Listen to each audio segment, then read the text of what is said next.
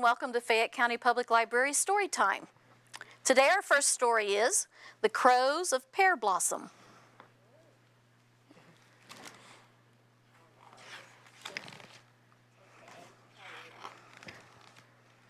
Once upon a time, there were two crows who had a nest in a cottonwood tree in pear blossom.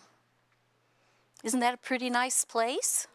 Look at that. That looks pretty neat. Bed, little cradle for the baby egg.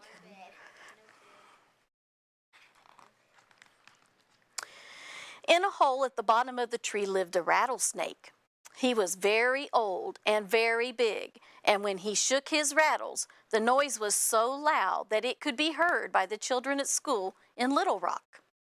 Most of the time he slept, but every afternoon, punctually at 3:30, he used to crawl out of his hole, climb the tree, and look into the crow's nest. If there was an egg in the nest, which there generally was, he would swallow it in one mouthful, shell and all. Then he would swallow it. Then he crawled back into his hole and went to sleep again.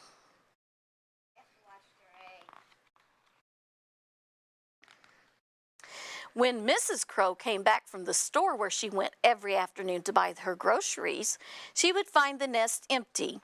"What can have happened to my darling little egg?" she would say as she hunted high and low. But she never found it. So after tea, she laid another one.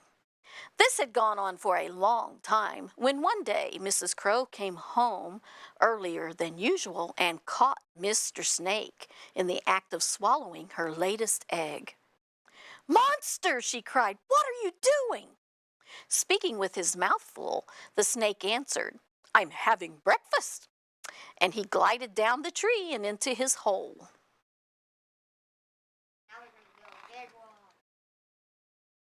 When Mr. Crow came home that evening from Palmdale, where he worked as assistant manager in the drugstore, he found his wife looking very pale and haggard, pacing up and down the branch outside their nest. "What's the matter, Amelia?" he said. "You look quite ill. You haven't been overeating again, have you?" "How can you be so coarse and unfeeling?" Mrs. Crow burst out. "Here am I working myself to the bone for you when I'm not working, laying a fresh egg every single day, except Sundays, of course, and public holidays. 297 eggs a year, and not a single chick hatched out. And all you can do is ask if I've been overeating? And when I think of the dreadful snake, I go all of a tremble." "Snake?" asked Mr. Crow. "What snake?" "The one that ate all my darling little eggs," said Mrs. Crow, and once again she burst into tears. Look at all her hankies hanging on the tree branches. She's been crying a lot, hasn't she? When at last she was able to explain what had happened, Mr. Crow shook his head. "This is serious," he said. "This is the sort of thing that somebody will have to do something about." "Why don't you go down into the snake's hole and kill him?" asked Mrs. Crow. "Somehow I don't feel that that's a very good idea," Mr. Crow answered. "Abraham, you're scared," said Mrs. Crow. "Scared?" repeated Mr. Crow. "I never said I was scared. All I said was that I didn't think your idea was a very good one. Your ideas are seldom good, I may add. That's why I shall go and talk to my friend Owl. Owl's a thinker. His ideas are always good."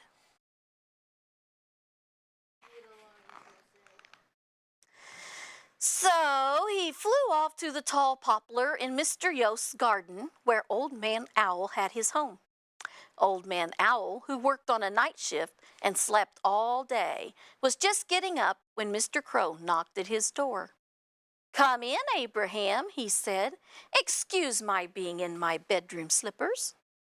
Mr. Crow took a seat, and while Old Man Owl shaved and combed his feathers, he told him the whole story "Well," said Old Man Owl when he had finished, "there's obviously only one thing to be done."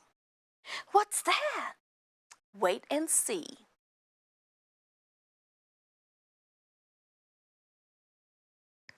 And with that, Old Man Owl opened the door and flew down into the middle of Mr. Yost's alfalfa patch, which had been irrigated that day and was still quite wet.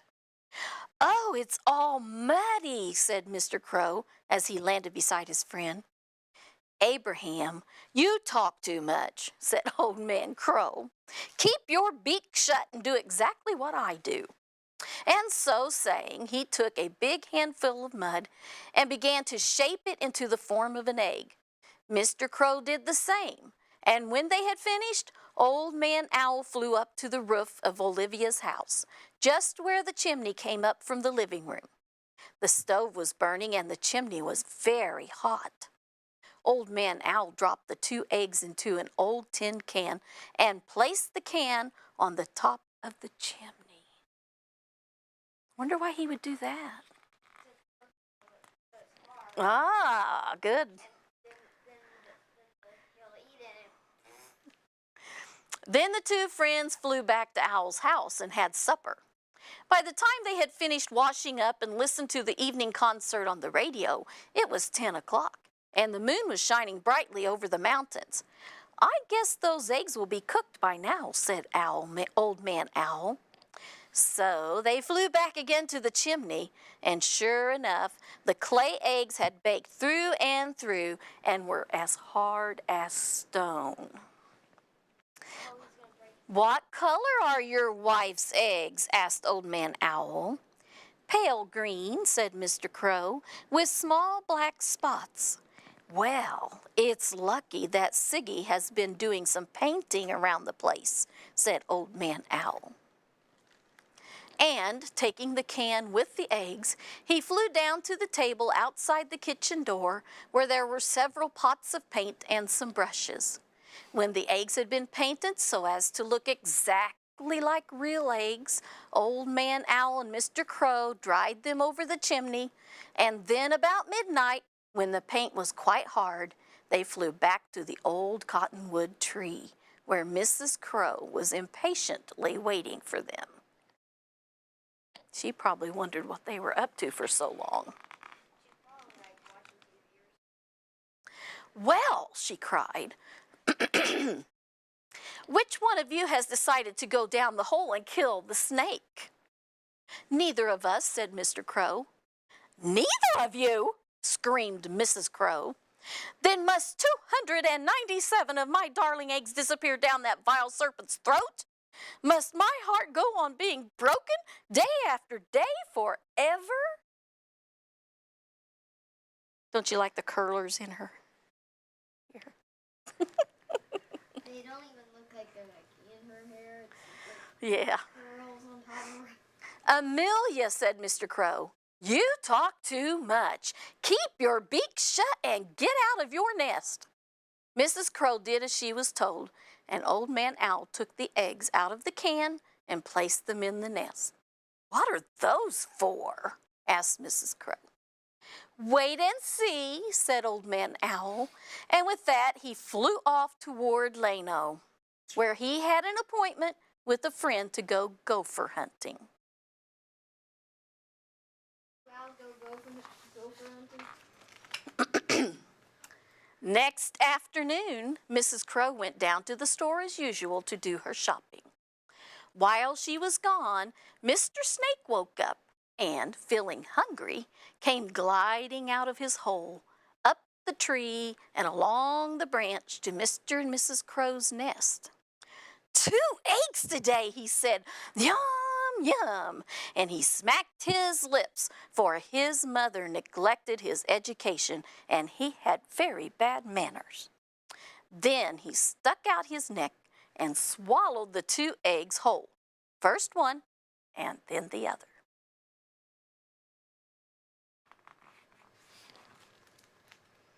After that, he stretched himself along the branch in the sunshine and began to sing a little song. I cannot fly, I have no wings. I cannot run, I have no legs. But I can creep where the blackbird sings and eat her speckled eggs. Ha ha! And eat her speckled eggs. Suddenly he broke off. Those eggs must have had some very thick shells, he said to himself. Generally, they break before they even get to my stomach. But this time it seems to be different. See where they are?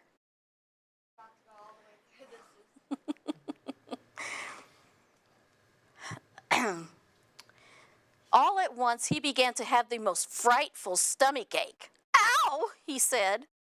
Ooh, ow! But the stomach ache only got worse and worse. Ow! Ooh, ee! Mr. Snake began to writhe and wriggle and twist and turn. And he twisted and turned so much that without knowing what he was doing, he tied his neck in a running bowline knot around a branch and couldn't get loose again. But his tail was still free, and he went on lashing about with that. And he lashed so furiously, he coiled and corkscrewed into such complicated convulsions that at last he got his tail tied up in a clove hitch around another branch of the tree. So there he was, and the harder he tried to get loose, the tighter the knot became. And all the time, the clay eggs in his insides were giving him the most excruciating stomach ache. See, there those eggs are, still in there. Haven't cracked yet. Then he's gonna be like, I think he's gonna puke him out. By and by, Mrs. Crow came back from the store. And at first, when she saw the snake, she was frightened. But as soon as she noticed how tightly he had tied himself up, she felt very brave and proceeded to give the snake a very long lecture on the wickedness of eating other people's eggs. She got her chance, didn't she? But you didn't kill him. Since that time, Mrs. Crow has successfully hatched out 4 families of 17 children each. And she uses the snake as a clothesline on which to dry the crow's diapers.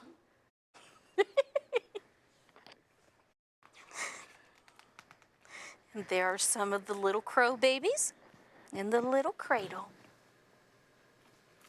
Pretty good story, huh? Yep. Okay, so today we have some picture cards of some nests. And there are eggs in the nest. And you are going to count how many eggs are in the nests that I give you. So you get this card, count the eggs so that you're ready to tell me how many you have. Colby, here's another one. Aubrey. Okay, here's one for you. Here's another one. Okay, everyone got 3?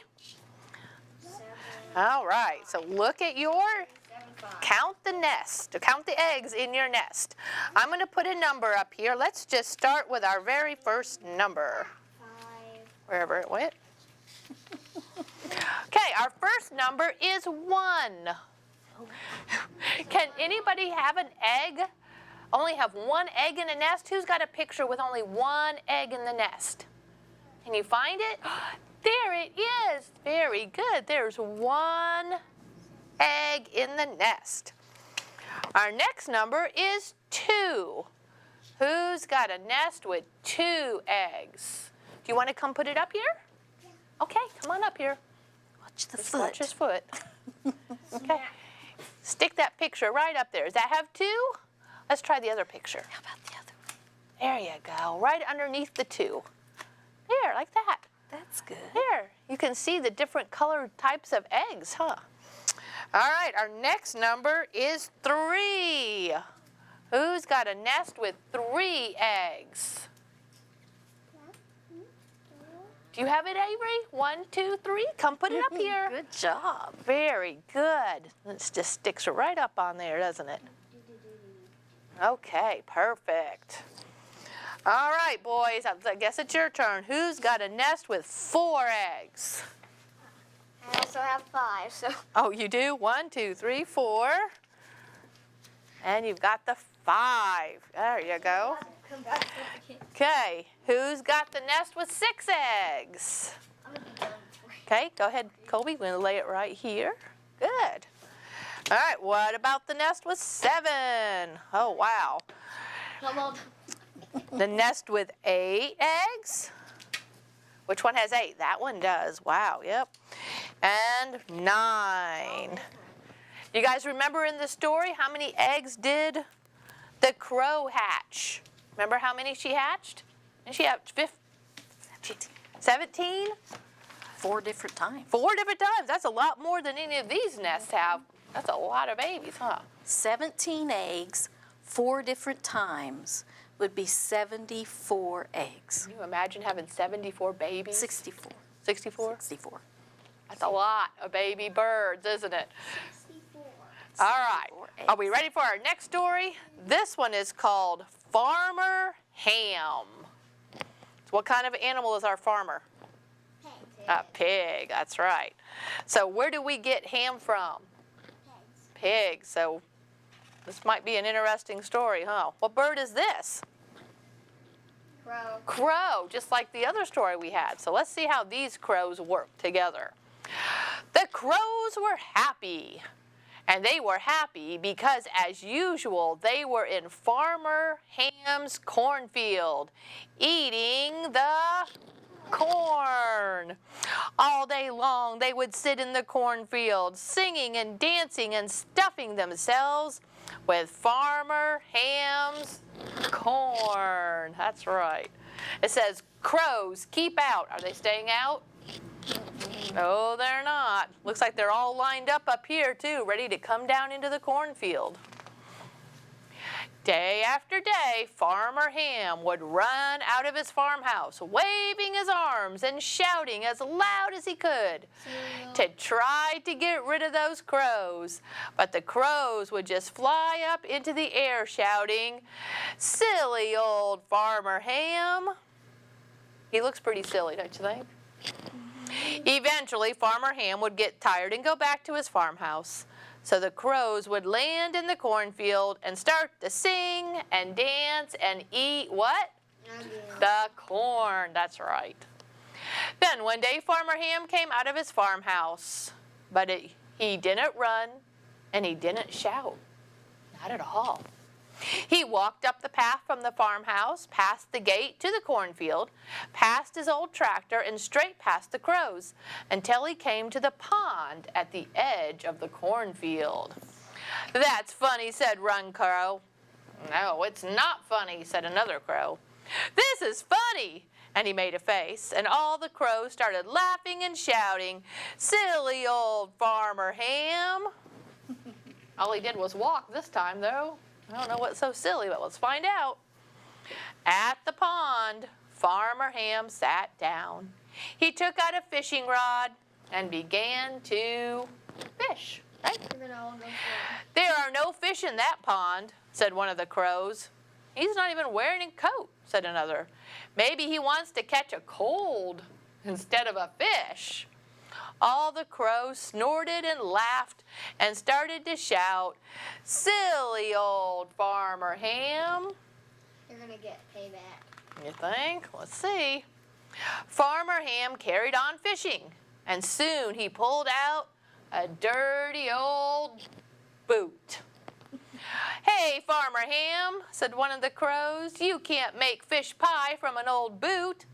"He could always eat the sole," said another, and the crows began to laugh.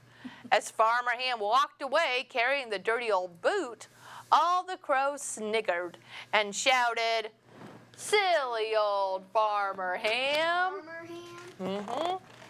The next day, Farmer Ham went back to the pond and began to fish again. All the crows watched him until this time he pulled out a bent and twisted top hat. He's as mad as a hatter, said one crow. He must just be soft in the head, said another. All the crows laughed as Farmer Ham walked away with the bent and twisted top hat, shouting, "Silly old Farmer Ham." Put it in the cornfield to scare him off. He's making eggs. On the third day, Farmer Ham went to the pond again and he started to fish. This time he pulled out a long slime-covered scarf. "Maybe he thinks it's an eel," said one of the crow. "He'll soon regret it if he does," said another. All the crows laughed and shouted, "Silly old Farmer Ham," as he made his way back to the farmhouse carrying the long slimy scarf. Ew. I know exactly what he's doing. All right, just hang on, let's see if you're right. On the fourth day, Farmer Ham went fishing in the pond again, and this time he pulled out a tatty jacket and a ripped pair of trousers. "You'd think he'd have given up by now," said one crow. "Yeah, he's just not suited to this at all," he said. All the crows laughed. In fact, they were laughing so hard they were rolling on the floor with tears in their eyes. And it took all of their effort to shout out, "Silly old Farmer Ham." While the crows lay on the floor, unable to do anything but laugh, Farmer Ham collected together all the things he had fished out of the pond. And he went into the barn and he closed the door. Da-da-da-dum. While the crows stopped laughing, they looked around quite puzzled.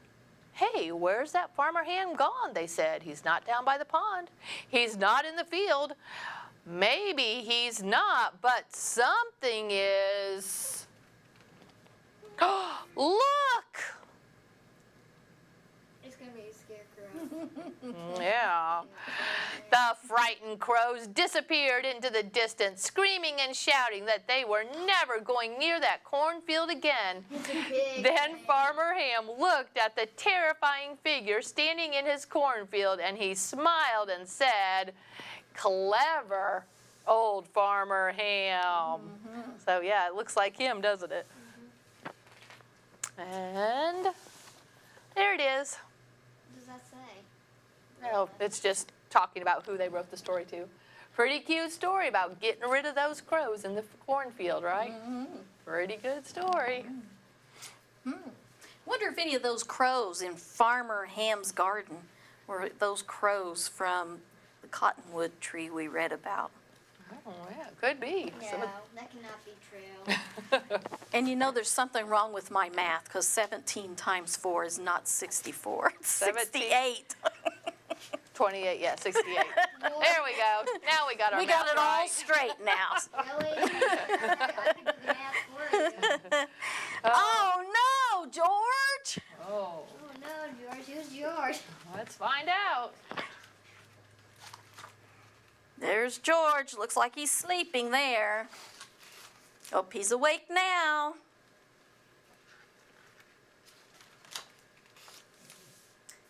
Harry is going out. "Will you be good, George?" asked Harry. "Yes," said George. "I'll be very good."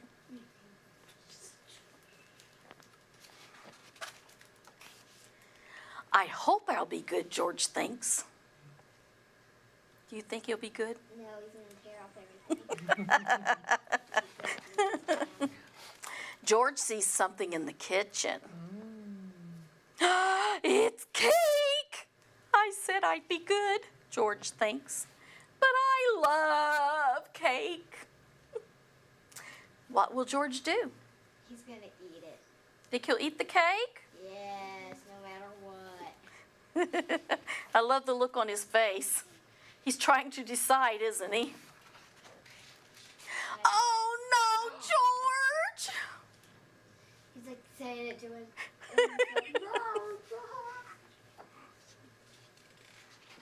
That looks like just one big bite to me.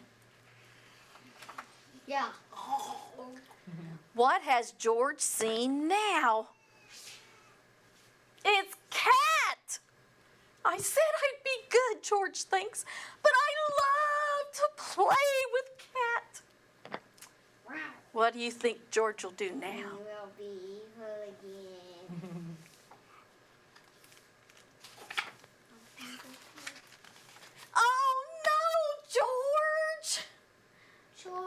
just gonna keep getting more trouble. And look what's happening as he's chasing the cat. All these things are falling over, And he's getting everything dirty because of cake. but he looks happy. What has George seen now? Ooh, some lovely dirt. I said I'd be good. George thinks, but I love dirt. I love to dig in dirt. He's gonna. And what will George do?